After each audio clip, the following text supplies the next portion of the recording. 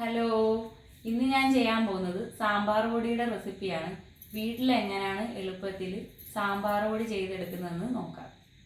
ഇതിനായിട്ട് വേണ്ടത് 6 table spoon മല്ലി, 20 ഉണക്കമുളക്, 2 ടേബിൾ സ്പൂൺ കടലപ്പരിപ്പ്, 3 ടേബിൾ സ്പൂൺ അരി, 2 ടേബിൾ സ്പൂൺ ഉഴുന്ന്, നല്ല ജീരകവും ഉലുവയും കൂടെ ഒരു 3 ടീസ്പൂൺ, കറിവേപ്പില ആവശ്യത്തിന്, 1 ടീസ്പൂൺ മഞ്ഞൾപ്പൊടി, 1.5 ടീസ്പൂൺ കായപ്പൊടി. ഇതിന് നമുക്ക്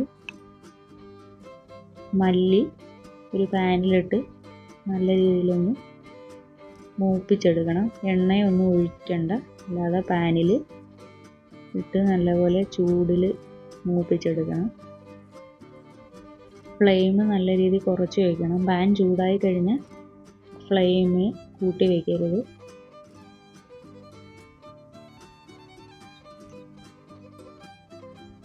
കരിഞ്ഞു പോകാതെ മൂപ്പിച്ചെടുക്കണം. ഒരു മല്ലി എടുത്ത് നമ്മളിങ്ങനെ ഒന്ന് പൊട്ടിച്ച് നോക്കുമ്പോൾ പൊടിഞ്ഞു വരുന്ന രീതിയിലാകുമ്പോൾ പിന്നെ മല്ലി മൂത്തിട്ടുണ്ട്. ഇനി ഒരു പരന്ന പാത്രത്തിലോട്ട് നമുക്കിത് ഇട്ട് വയ്ക്കണം.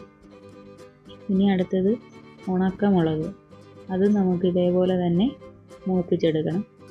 ഓരോന്നും വെവ്വേറെയാണ് നമ്മൾ മൂപ്പിച്ചെടുക്കുന്നത്. ഓരോന്നിൻ്റെയും മൂപ്പ് വേറെ വേറെ ആയതുകൊണ്ടാണ് അങ്ങനെ ചെയ്യുന്നത്.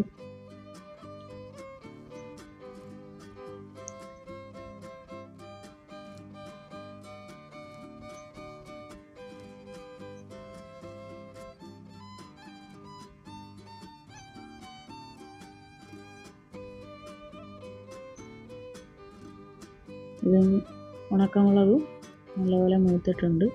ഇനി നമുക്ക് ഇതും വേറൊരു പാത്രത്തിലോട്ട് മാറ്റി വയ്ക്കാം.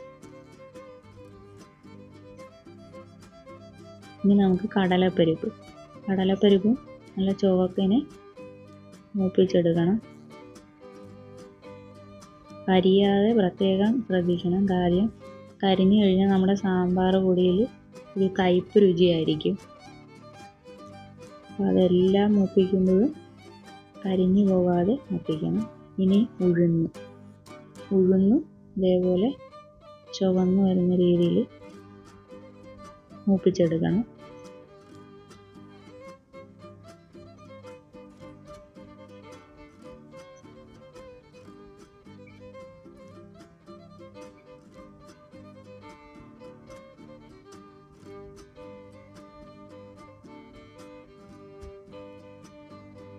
ഉഴുന്നും മൂത്തിട്ടുണ്ട്. ഇനി ഇതും മാറ്റി വയ്ക്കാം. ഇനി നമുക്ക് അരി വറുക്കുന്നത് എല്ലാവർക്കും അറിയാമല്ലോ, നമ്മളൊക്കെ വീട്ടിൽ ചെയ്യുന്നതല്ലേ. അപ്പോൾ അതേപോലെ നമ്മുടെ ചോറ് വയ്ക്കുന്ന അരി തന്നെയാണിത്. പച്ചരി ഒന്നുമല്ല, നമ്മുടെ വീട്ടിൽ ചോറ് വയ്ക്കുന്ന അരി തന്നെയാണ്. ഇതും നല്ലപോലെ വറുത്തെടുക്കണം.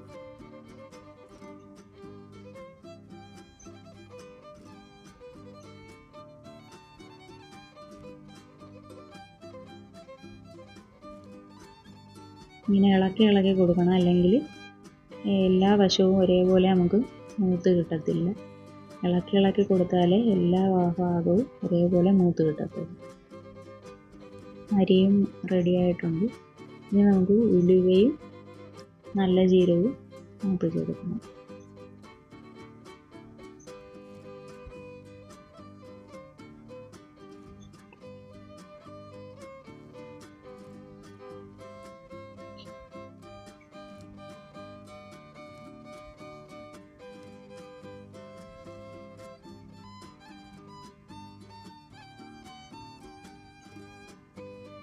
നല്ലൊരു മണം വന്നിട്ടുണ്ട്.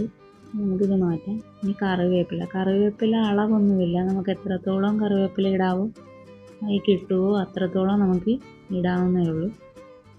നല്ലതുമാണല്ലോ കറിവേപ്പില, അപ്പോൾ കറിവേപ്പിലയ്ക്ക് അളവൊന്നുമില്ല.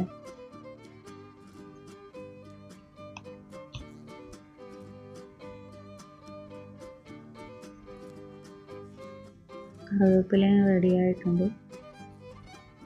ഇത് നമ്മൾ മൂത്തോന്നറിയാൻ വേണ്ടി കുറച്ച് കറിവേപ്പില എടുത്ത് കയ്യിലൊന്ന് പൊടിച്ച് നോക്കുമ്പോൾ നല്ലപോലെ പൊടിഞ്ഞ് വീഴണം. അതാണ് പരുവം.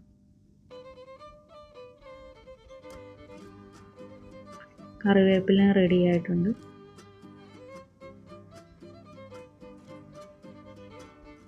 നമ്മൾ മൂപ്പിച്ചെടുത്ത ഉണക്കമുളക്, ഉഴുന്ന്, പെരുംജീരകം, ഉലുവ, അരി, കടലപ്പരിപ്പ്, കറിവേപ്പില, മല്ലി. ഇതിൻ്റെ കൂട്ടത്തിൽ നമുക്കിനി 2 സാധനങ്ങളും കൂടെ ഇട്ടാണ് പൊടിക്കേണ്ടത്. അപ്പോൾ ഇത് ഉണങ്ങിയ മിക്സിയുടെ ജാറിലോട്ടിട്ട് കൊടുക്കണം.